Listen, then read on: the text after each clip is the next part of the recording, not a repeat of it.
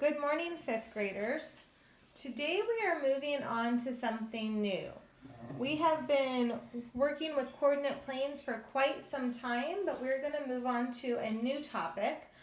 Today you should be on page 137 of your student journal, and we are on lesson 11.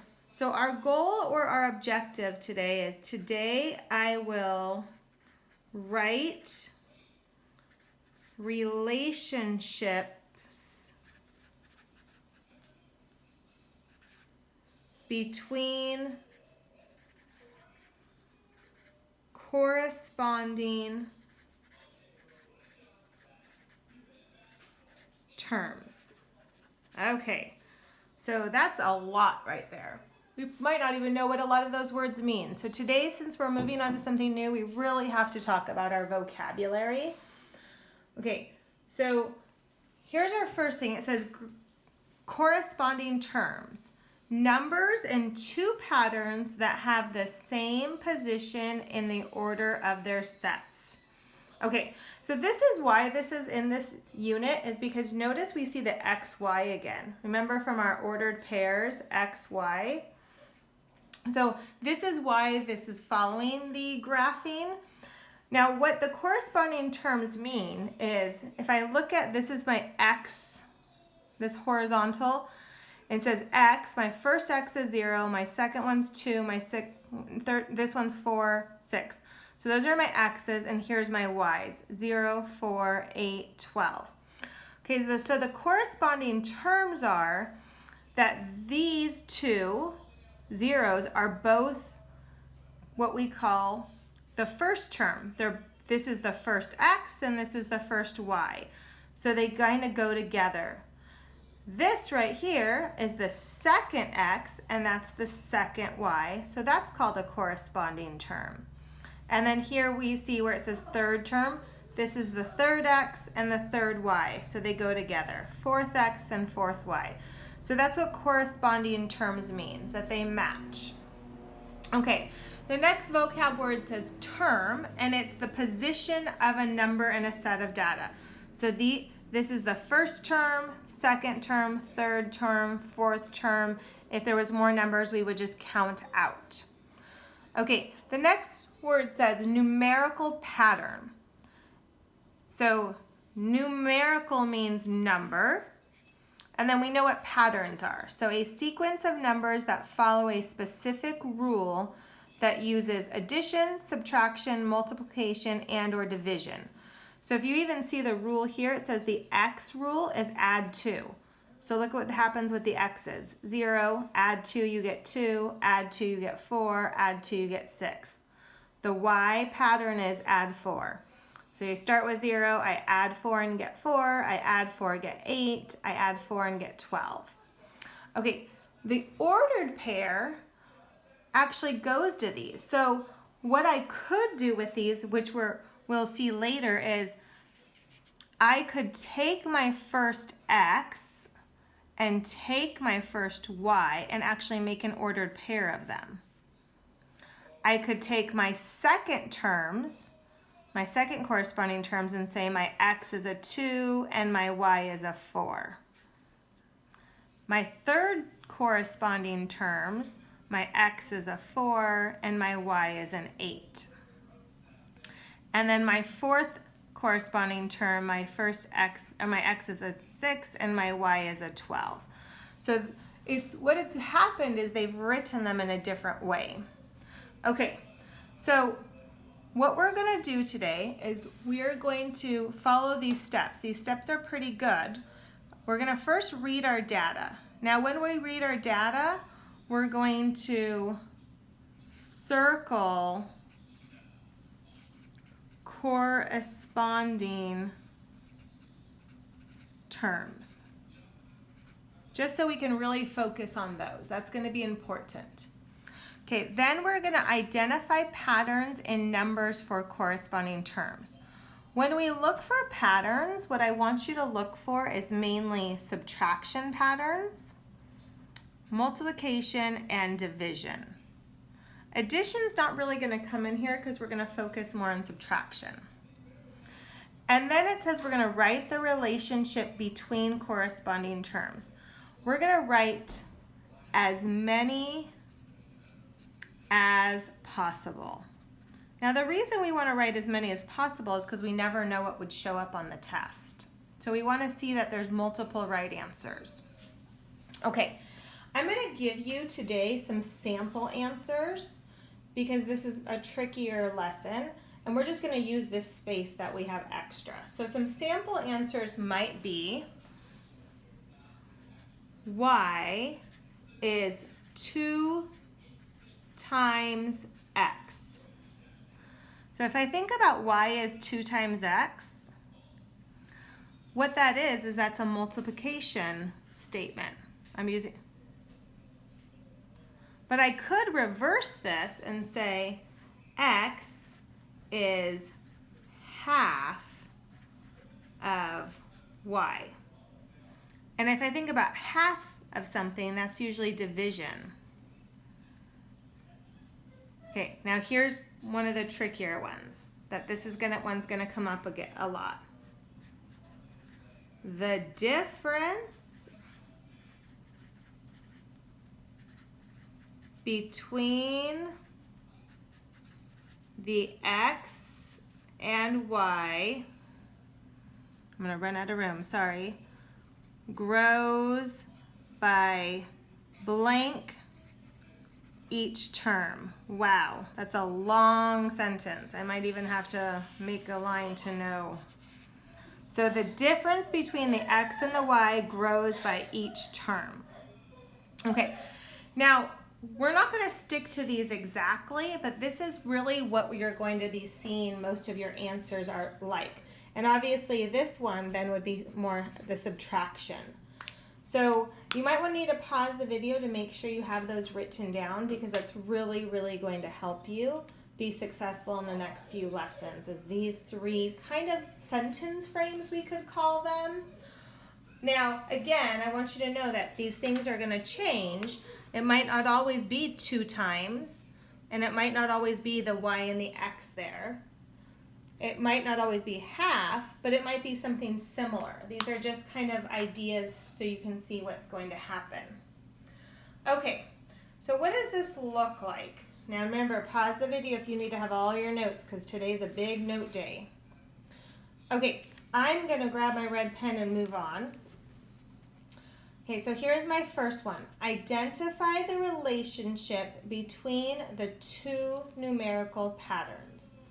Okay, what does it say I'm going to do first? I'm going to read the data, and I'm going to circle my corresponding terms. So here's my first x and my first y. So that's a corresponding term. My second x and second y, third x and third y, and so on. Those are my corresponding terms. And this is my first term, second term, third, fourth, fifth, and sixth term. Okay, so I'm just kind of getting familiar with the data and making sure I understand my corresponding terms. Let's look at what it says to do next. Identify patterns in the numbers of corresponding terms. Okay, so this is where a lot of the work comes in. 0 and 0. There's nothing I could say about 0 and 0. They're the same, so that doesn't help me. So I'm going to look at my next one, 2 and 4. What relationship could I say between 2 and 4? Could I say that 2 is half of 4? Yes, I could say that 2 is half of 4. So I could say,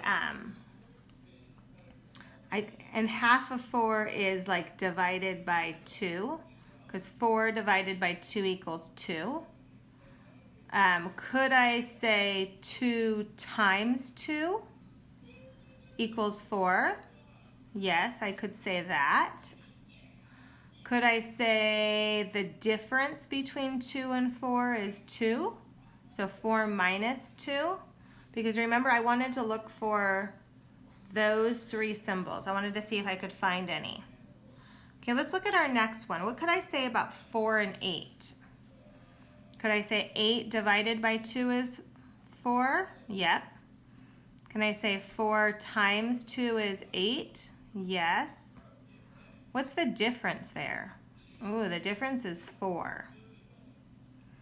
Okay, here, what do we say? What could we say? 12 divided by 2 is 6. I could say that. Or 6 times 2 is 12. Or what's the difference here? 6? Okay, usually I say if you find 3 of them, that's a pretty good pattern. I could continue if I'd like, and I could say, yep, 16 divided by 2 is 8, or 8 times 2 is 16, and the difference between them is 8. And the same thing here, 20 divided by 2 is 10, 10 times 2 is 20, and the difference is 10. So this is what I want to do. I want to kind of come up with all these relationships. Okay, now here's the big one. Write the relationships between corresponding terms. And this is where I'm going to use these kind of sentence frames to help me. So y is 2 times x. Is that true? I knew times 2 works. Is y really 2 times x? Is the y the bigger one? Yeah. 4 is 2 times 2. 8 is 2 times 4. So I could say that. I could say y is 2 times x. That's one answer I could say. Is x really half of y? That was another sentence frame I had here. Is x half of y? Let's check that. Is 2 half of 4? Yes. Is 4 half? Ooh, that one works too. X is half of y. What about this difference? Well, the difference was 2. The difference was 4. Then the difference is 6. Let's look at this next sentence frame I had. The difference between the x and y grows by 2 each term. Because didn't the difference get bigger each time by 2? So each time the difference got bigger by 2. So I could say the difference between the x and y, and let's look at this. Yep, between x and y grows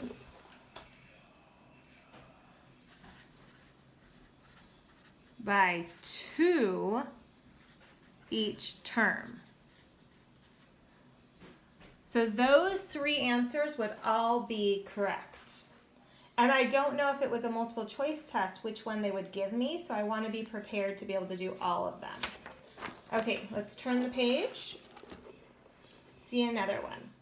Okay, identify the relationship between corresponding terms by analyzing the 2 numerical patterns. Okay, so look what they did here. This time they put the x and y, they put the corresponding terms horizontally. So my first x and my first y, my first x and my first y. So it's the exact same, they just kind of throw me off a little bit. But that was my first step, was look at my corresponding terms and just get comfortable with my data. So what can I say about 5 and 2? Can I use any multiplication? Because remember our goal was multiplication, division, or subtraction. Can I use any multiplication there? 2 and 5. Is there anything? No, because you'd have to use a fraction or a decimal, and we're not going there. We're just using whole numbers. So I can't say 2 times something gives me 5. I can't say 5 divided by something gives me 2. So what about difference? What can I say about 2 and 5, the difference? Is the difference 3? Yes. What about 10 and 4? Again, I can't use multiplication or division, but I could say the difference is 6. 15 and 6, 6 times nothing will get me 15, and 15 divided by nothing gets me 6, but the difference is 9. Again, 8 times nothing gets me 20, and 20 divided by nothing gets me 8, but the difference is 12. And here, 10 times nothing will get me 25, and 25 divided by nothing gets me 10, but the difference is 15. Okay, because I only found one kind of pattern with subtraction, that means I'm not going to be able to use all of these. And that's okay. Sometimes you're only going to have one right answer. I'm not going to be able to see a pattern with multiplication and division. I just see a subtraction pattern. So for this one, I would say, what's the relationship I see? I see that